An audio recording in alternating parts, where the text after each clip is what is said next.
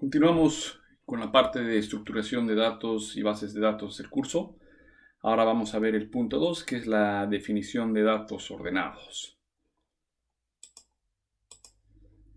Para iniciar con esta sección de definición de datos ordenados, tenemos estas frases, donde, son dos frases que prácticamente la segunda frase hace una analogía de la primera.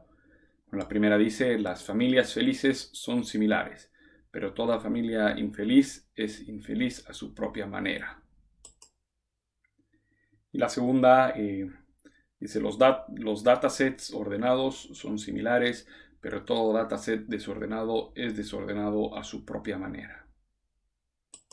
Esto dando un poco a entender que existen un montón de formas de tener datos desordenados o, familias desordenadas, donde se abre un espacio muy amplio para poder entender de dónde viene ese desorden.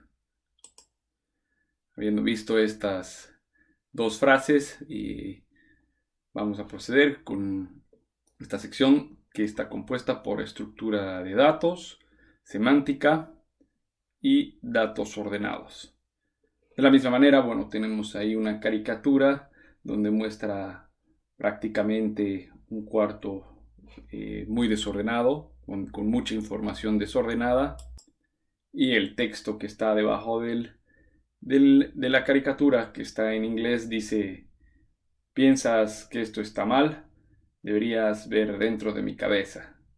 Y haciendo una broma de lo que se puede ver en el desorden ahí afuera y imaginarse lo que puede estar pasando dentro de la cabeza, ¿no?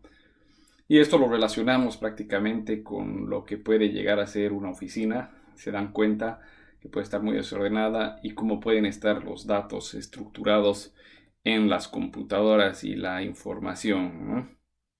Pero en fin, pasamos al primer punto, que es estructura de datos. Tenemos este primer ejemplo, Tenemos este primer ejemplo, que es una imagen con dos tablas en sí, ¿no? Dos sets de datos que están en un formato tabular. Y estos están estructurados, como pueden ver, por columnas y filas. Importante que a partir de ahora, columnas vamos a llamarlo también como una variable y las filas vamos a llamar como observación.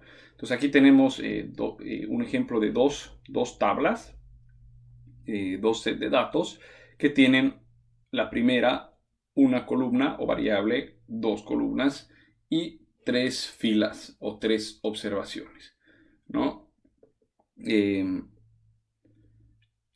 segundo ejemplo tiene, por lo contrario, tres columnas y tiene dos filas.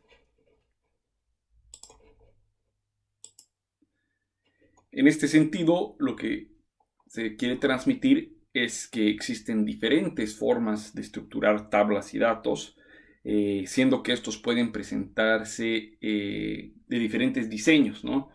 Pero los datos en sí siguen siendo lo mismo. La información sigue siendo la misma en diferentes estructuras.